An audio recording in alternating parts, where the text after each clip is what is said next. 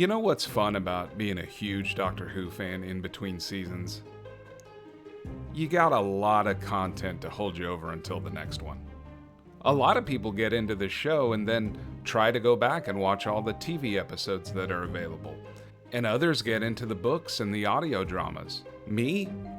I'm sort of like those guys that write and star in their own Doctor Who fanfiction movies because I started a YouTube channel and just got finished reviewing last season because I'm slow and started late. It's a lifelong problem. But what's most fun about the off-season is the speculation and absolute excitement because next season is always going to be the season that knocks it out of the park. Sure, you've got your naysayers screaming about how the show is done because it's only concerned about an agenda and not a story. But don't listen to them. That's how you get people to watch your channel and read your comments. Negativity brings the views. But when most of us think about the next season, we dream about what could be and how awesome it's going to be next time because the show has wowed us before. We're a bit like fans of a football club. Everybody is in first place on opening day. Welcome to opening day, folks. Welcome to first place. Buy me some peanuts and Cracker Jacks because I am ready.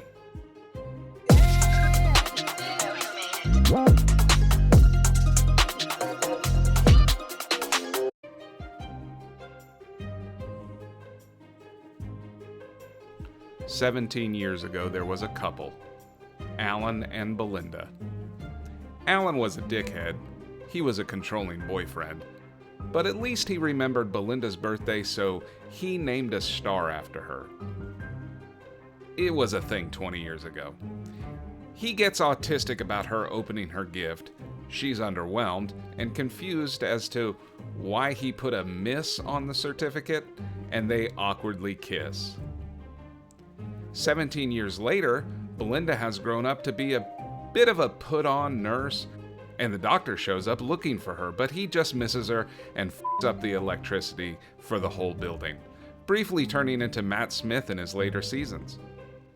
Belinda goes home, gets called out by her roommates for stealing granola, and goes to bed. That's when some rocket ship, straight out of a 1950s comic book, lands outside her house, and giant robots with digital faces burst in and start wrecking the place. They are looking for Miss Belindachandra, call her queen, kill a cat, and explain that they are taking her to their planet, which is named after her because this planet is governed by the official star registry that sells naming rights to stars for $35 to dudes that are not very good at giving gifts. As they are taking her to their rocket ship, we see that Mrs. Flood is her neighbor, because that's our new mystery box for this season. Well, one of a few. We'll get to them. Belinda is quite funny in this scene as she tells Mrs. Flood what's going on and what she hopes Mrs. Flood will do for her once Belinda is gone. Mrs. Flood isn't going to do any of that, obviously. They beam her up into the rocket ship and the doctor runs out, just missing her. Mrs. Flood keeps her habit of breaking the fourth wall, scurries away, and then the doctor sets to fly the TARDIS after the rocket ship. Belinda appears to blather on to nobody about Alan being the one who bought the star, and everyone goes into one of those weird time-skipping things that we were intrigued with during the trailer. They land on the planet Miss Belindachandra, because I guess Alan accidentally named a planet rather than a star? Sasha 55 shows up. She's very important. Explains that the human-looking people are subjugated by the robot, sets up the rebels that are trying to overthrow the robots, and whispers for help. We meet the Polish bot that the internet went so nuts about. Hey everyone, hate to burst your bubble on this cute robot, but this futuristic Roomba is merely an homage to our one true clean bot lord and savior, Mo. You can't polish his spinner polish. Belinda sits on the uncomfortable-looking throne, gets told that she's going to marry the AI generator. The doctor walks up as the planet historian because when he got time glitched, he went back 6 months ago, and when he landed, they took the TARDIS and he's been working his way up the ranks, waiting for Belinda to show up. His presence starts a really cool moment when he speaks to her in a secret message every 9 words. I didn't go back and count them all, but I think they up a few times. They annoyingly think that the audience is stupid and give you the full sentence that the doctor said when he was giving her the message. Belinda goes with this and communicates with the doctor, and he tells her about the rebels that are about to attack, well, right now. The robots start exterminating people. We get our first glimpse of Manny, the actiony alpha dog muscle man that is also a supreme asshole. The robots scream, "Vaporize," every time they shoot their guns, and then the doctor tells Belinda to trust him. Sasha 55 gives an endorsement, but Belinda isn't convinced. You see, the doctor has promised Sasha 55 the next companion gig, and then, of course, she immediately dies.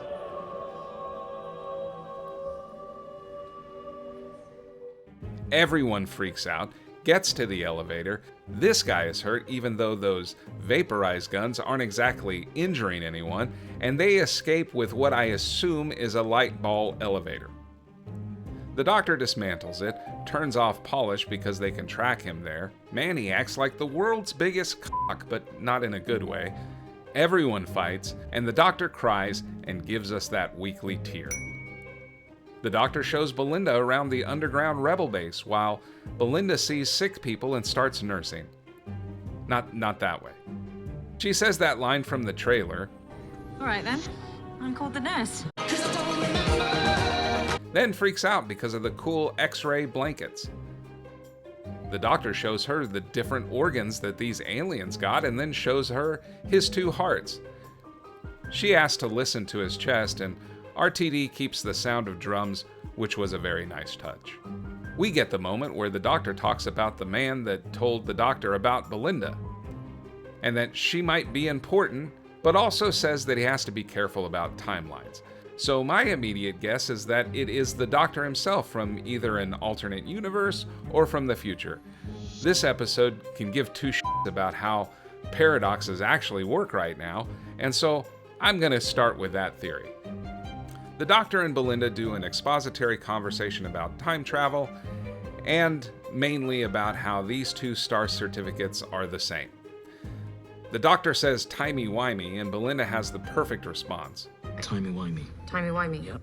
Am I 6? They talk about the time fracture, or glitch, or schwumpf, whatever it is that you want to call it, and how it separated them when the doctor was chasing it, but also about how there can only be one of these 2 certificates because it is the same one. Manny pipes up, reminding us that he's cranky that Sasha 55 died. Most of the shit this dude says makes 0 sense because Belinda didn't shoot Sasha 55, and they were already rebels, so they had to know going in that rescuing the queen in the throne room on the day she shows up to the planet would be risky. I wonder who came up with this brilliant plan. But the mission was successful, just not without casualties. I get you being sad, but wanting to blame the whole reason you committed to this suicide run because you weren't able to get out without some people dying, even if it is the beloved and holy Sasha 55, is straight asshole move. The doctor explains that the diploma went back 5,000 years during the time fracture, so it's now some sort of holy relic to these people. The robots start bombing from above, and Hulk over here holds one of the load-bearing columns that they have in this cave.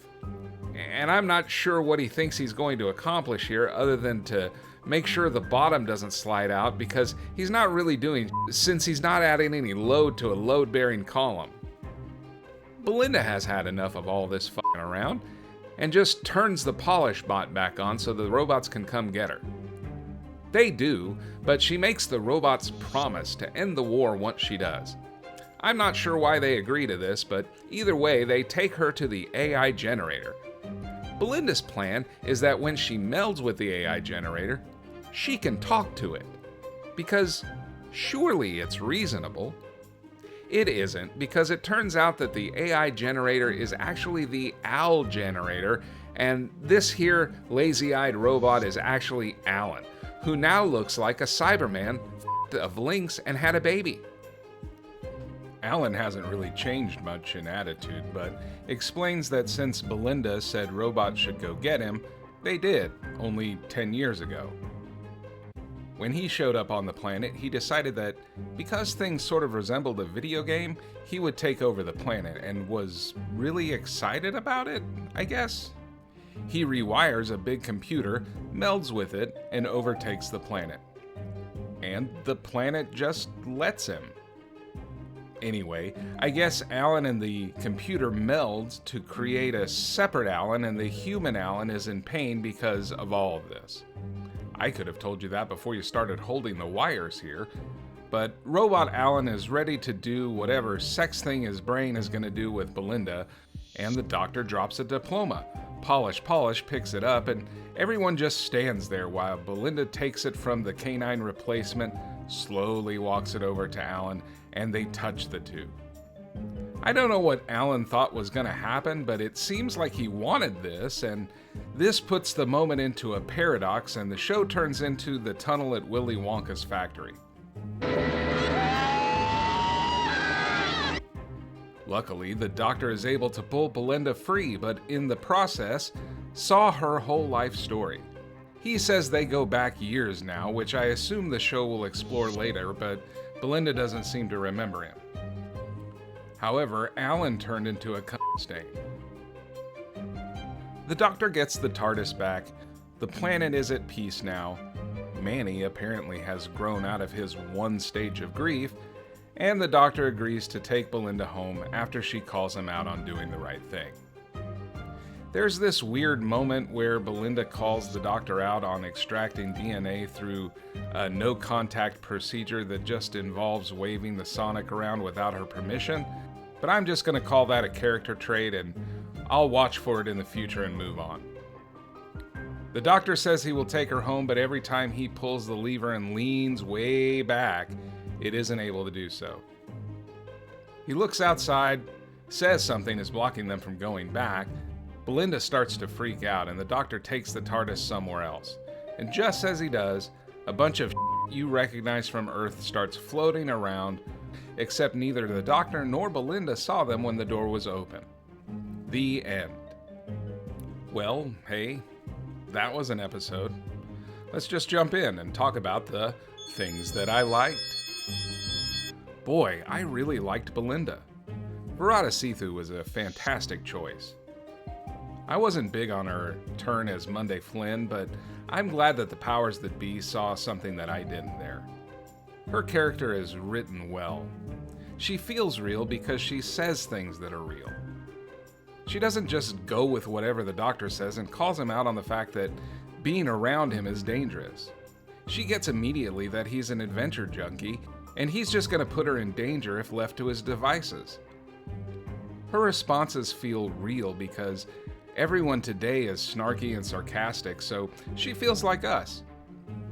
It's awesome that together her and Ncuti are the first TARDIS team not to include a white person. And it's also awesome that it isn't acknowledged and just is because we can be that now. It's still early and we'll see how well it's written, but I like the character a lot. And sure, I'm a little tired myself of another mystery box girl just like the last one, and the two Moffat gave us.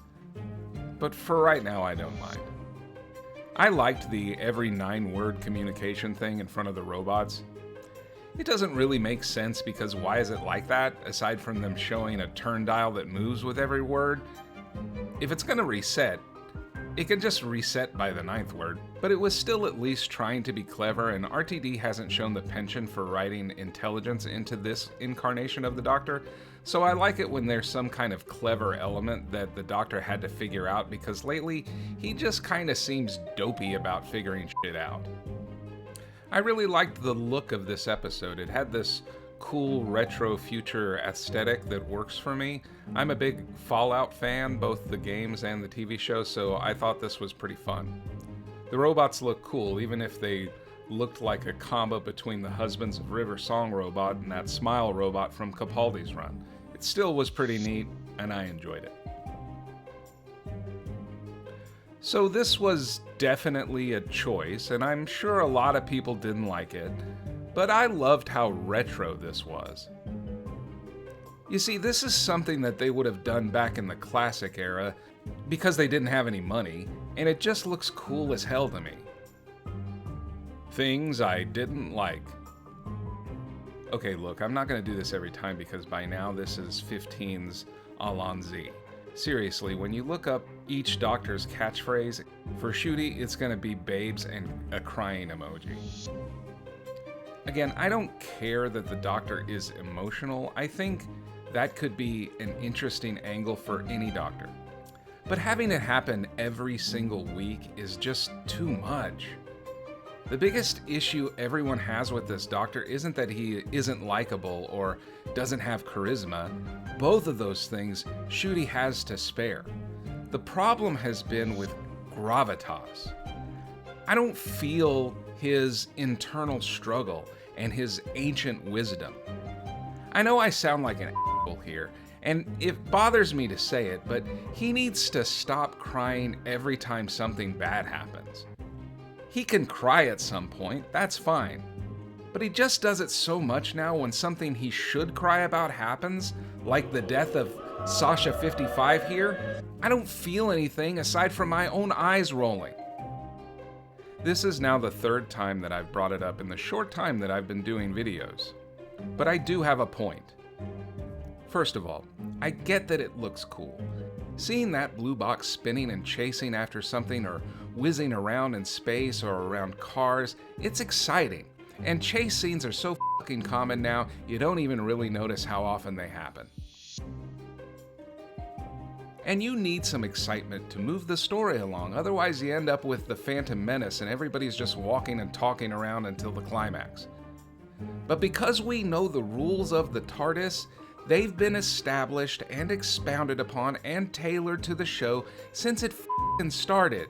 And that is, it is not relegated to the laws of either time or space. That means it can materialize wherever it wants, whenever it wants. If the Doctor wants to materialize inside this rocket, right next to where Belinda is sitting, and simply take her from the ship, he can do that. So when he doesn't do that and decides to fly after something, it just simply makes him look dumb. I didn't like Alan. Now I know that Alan is intended to be a dumb character. In the beginning, he talks girls for being good at maths and is a huge dickhead to Belinda, who we know is going to be done with him soon. And there's a bit of commentary on dickhead guys that act this way, but when he gets taken from the robots, he doesn't seem to understand that this is an actual planet with actual living beings. I don't buy that autistic Alan here is having trouble divorcing reality from a video game.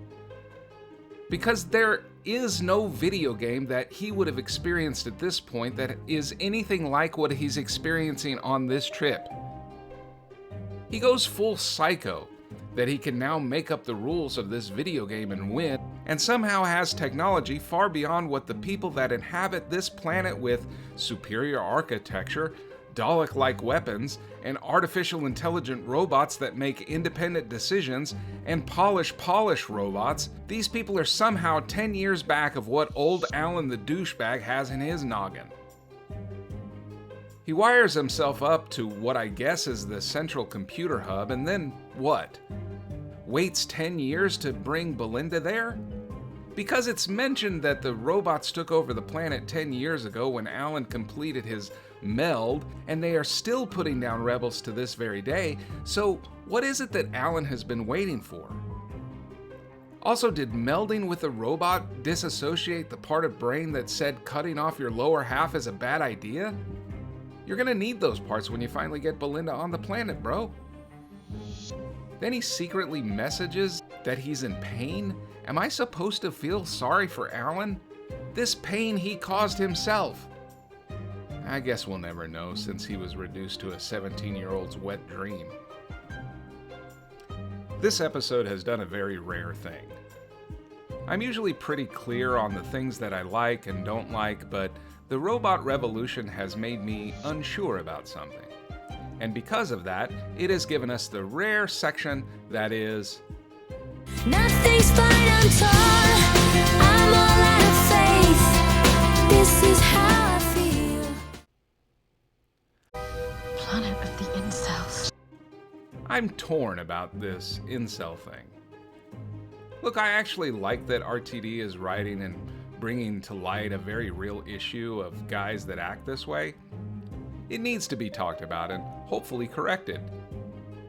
Dudes need to be better and should be reminded of it. But this doesn't have any subtlety to it. And as I sat there and I watched it and I thought, well, this is written to piss people off. Which, hey, I get it. Anyone who acts this way deserves to get called out. I even did it in my review of Boom. But if the show proper is going to name it like this, it's gonna throw off any ability to teach anyone anything. Everyone is just going to get on their own side of things and lob bombs. I'm not sure much gets accomplished, and the fuel continues for the criticism that the show is too woke. If it were done with more subtlety and not named, at least people couldn't use it as a soundbite in their upcoming videos about how Doctor Who is just a woke piece of shit show. They probably will anyway, but that's only if they're smart enough to decipher the message. Maybe just don't give them the gasoline on a silver platter is what I'm thinking. Things I didn't understand. Look, I tried. But the diploma doesn't make any sense. Okay, let's try to figure this out. Alan gives the certificate to Belinda. She keeps it for 17 years, even though he was one of those boyfriends that you get early on that teach you lessons about the future. But it was a star named after her, so she keeps it. Cool so far. She gets taken by the robots, goes through the time fracture. The diploma goes back 5,000 years, but at the same time, it stays in Belinda's hands. The doctor says that it's not a copy, but it would have to be. Because there's an original moment when this diploma crossed into the time fracture, and that means even if it were in a time loop, the diploma had to disappear and go back 5,000 years. It would no longer be in Belinda's hands. The Doctor and the TARDIS go through the time fracture too and go back 6 months. The Doctor didn't keep chasing Belinda outside the rocket, he disappeared and he went back in time. Sorry, Doctor. This is a copy and timey-wimey isn't going to explain this one. I get how we would misread AI for Al. Cap locks sometimes make an I look like an L, depending on the font you're using, but how did the robots get confused? Because they call it an AI generator several times.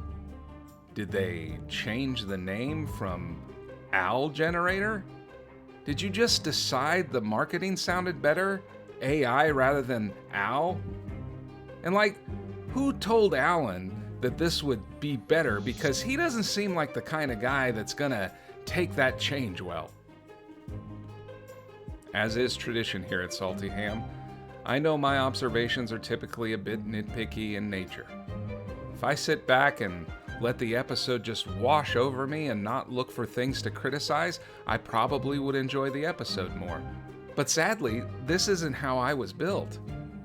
But I am at least self-aware enough to know that some of the things that I notice during an episode are especially nitpicky. For those, we make them sit in Nitpick Corner. Why did you send one of your slaves to meet your queen for the first time she landed on your planet? This lady is basically your god. Everything is named after her. And you guys send the slave out for a greeting? You guys speak English, and even though you sound like evil overlords when you talk, I would figure you would want to be the ones to explain things without having to use the highly suspect subjectives considering their recent rebel uprisings that happen even as the Queen is standing there.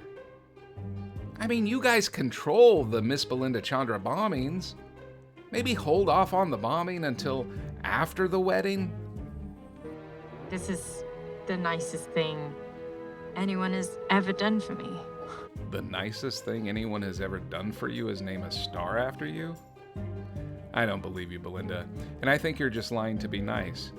So, for being cool to your douchebag boyfriend, I'm not gonna nitpick you here. But I am going to nitpick you for stealing your roommate's granola. Sure, you don't admit to it, but the evidence is pretty clear.